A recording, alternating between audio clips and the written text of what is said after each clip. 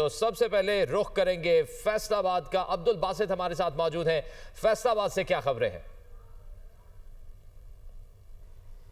जी बिल्कुल, फैसलाबाद की अगर बात की जाए तो यहाँ पर मजमूई तौर पर 5 हलकों में ज़िमनी इंतखाबात का मैदान सजा, जिनमें 2 जो है कौमी असम्बली की नशिस्तें शामिल थी, जबकि 3 जो है सूबाई असम्बली की नशिस्तों पर ज़िमनी इंतखाबात का मैदान सजा। सुबह 8 बजे पोलिंग का अमल शुरू हुआ और 5 बजे तक बिला ताख़ीर के जो पोलिंग का अमल जो है वो जारी रहा। उसके बाद नताइज आने का सिलसिला शुरू हुआ और दुनिया न्यूज़ ने अपनी रवायात को बरकरार रखते हुए नताइज जो हैं वो सबसे पहले और मुस्तनद नताइज जो हैं वो अपने नाजरीन को दिखाए। इस तरह से अभी तक जो फैसलाबाद के 5 हलकों की अगर बात की जाए तो यहाँ पर 5 हलकों में बड़ी अक्सरियत के साथ मुस्लिम लीग नून के जो उम्मीदवार थे वो बड़ी अक्सरियत के साथ जो है वो नुमाया कामयाबी हासिल किए हुए। अभी तक जो नताइज की अगर बात की जाए तो जो नताइज दुनिया न्यूज़ को अभी तक मौसूल हुए, PP 116 की अगर बात की जाए तो इसमें 190 पोलिंग स्टेशन में से 168 पोलिंग स्टेशन के नताइज आ चुके हैं। इसके मुताबिक जो 44,417